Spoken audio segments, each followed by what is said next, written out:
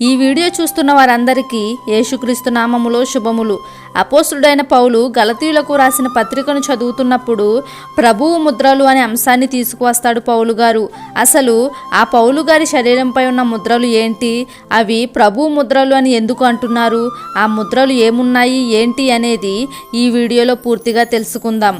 గలతీయ వ్రాసిన పత్రిక 6వ అధ్యాయం 17వ వాక్యంలో, నేను యేసు యొక్క ముద్రలు నా శరీరమందు ధరించి ఉన్నాను, ఇక మీదట ఎవడునూ నన్ను శ్రమ పెట్టవద్దు అంటాడు పౌలు గారు. ఈ వాక్యము పౌలు గారు చెప్పిన మాట ఇది.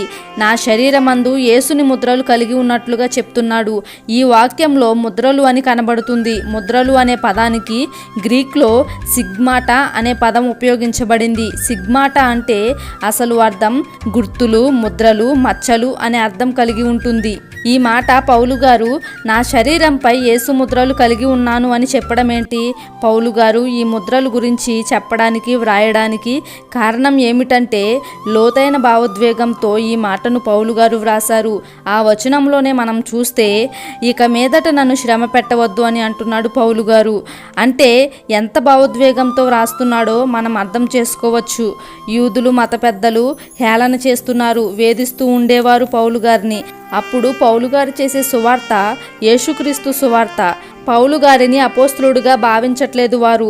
యేసుక్రీస్తు వారితో పౌలు ఎప్పుడూ తిరగలేదు. ధర్మశాస్త్రాలు తెలిసి అన్నిటిలోనూ సకల జ్ఞానం కలిగిన పౌలు యూదుల పెద్దలలో ఒకడిగా ఉండేవాడు. సన్హైదీన్ సభలో కూడా ఒకడిగా ఉండేవాడు. క్రీస్తును, క్రీస్తు సేవను మొదట్లో తిరస్కరించి హింసకు గురి చేసేవాడు పౌలు.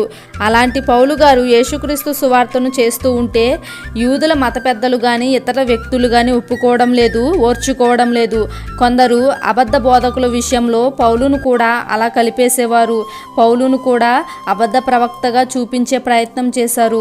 యూదుల పెద్దలు కూడా తిరస్కరించేవారు. ఇవన్నీ పౌలు గారు అనుభవించారు. అందుకే నేను యూదుడను కాను, పెద్దను కాను, అబద్ధ బోధకుణ్ణి కాను, క్రీస్తు వాడిని, క్రీస్తును ధరించిన వాడిని, క్రీస్తు కోసం బ్రతికేవాడిని, కాబట్టే ప్రభు యొక్క ముద్రలు నేను కలిగి ఉన్నాను అని ఆ ముద్రల గురించి సాక్షిగా చెప్తున్నాడు.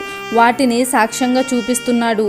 ఈ పరిసయ్యులు, శాస్త్రులు, యూదుల పెద్దలు కానీ మతబోధకులు కానీ ఈ గలిలయ క్రైస్తవులను గందరగోళానికి గురి చేశారు. గలిలయ క్రైస్తవులను అణిచివేశారు. గలిలయ క్రైస్తవులను తప్పుత్రోవ పట్టించారు. అలా తప్పుత్రోవ పట్టించి యేసుకు పౌలుకు ఏ సంబంధం లేదని, పౌలు అపోస్తలుడే కాదని, యేసు వారితో ఎప్పుడూ తిరగలేదని, యేసు బోధనలు ఎప్పుడూ వినలేదని పౌలు గారి విషయంలో ప్రచారం చేసి తప్పుత్రోవ పట్టించారు. క్రీస్తు పరిచర్యకు పౌలు గారిని దూరం చేయాలని పౌలు గారి మీద ఇలా నిందలు వేసేవారు. గలిలయులకు ఎలా అయినా పౌలును దూరం చేయాలనుకున్నారు. అందుకే గలిలయులకు బాధతో పౌలు గారు ఈ మాట వ్రాసారు. పౌలు గారు ఆ మాట ఎందుకు వ్రాసారో ఆ పరిస్థితి మనకు అర్థమయ్యింది. ఇప్పుడు ఆ ముద్రలు ఏంటో చూద్దాం. చాలా మంది ఏదో ఆత్మీయ అర్థాలు, ఆత్మీయ భావాలు చెప్పుకొస్తారు ఈ విషయంలో. పౌలు గారు గలిలయులకు వ్రాసిన విషయం అది.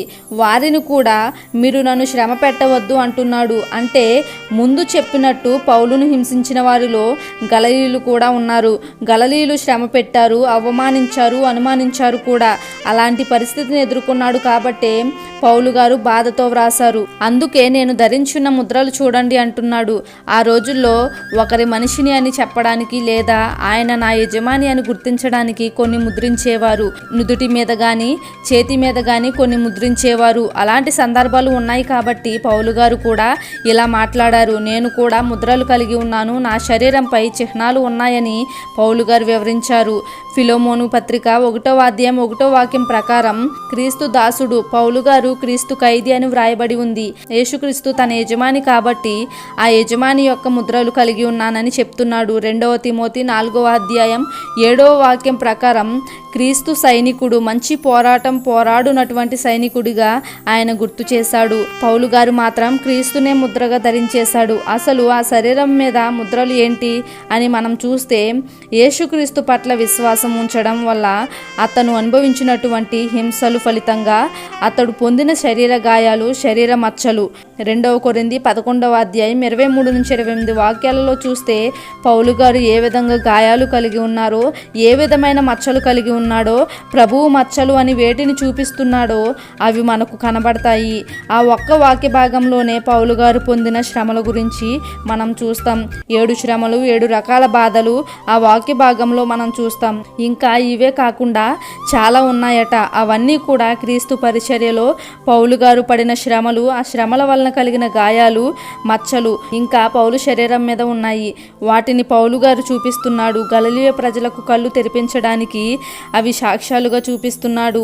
ఇవి యేసు యొక్క ముద్రలుగా వివరించాడు. అవి పౌలు గారు ధరించినటువంటి ముద్రలు. ఇవన్నీ ఆ ఒక్క వాక్య సందర్భంలోనే పౌలు గారు వివరించిన విషయాలు. క్రైస్తవ జీవితం అనేది ఒక ఇరుకు మార్గం. ఏ రూపంలోనైనా శ్రమలు రావచ్చు. శ్రమలు, బాధలు మనల్ని బలపరుస్తాయి. నిరాశ పడకుండా బలపడాలి.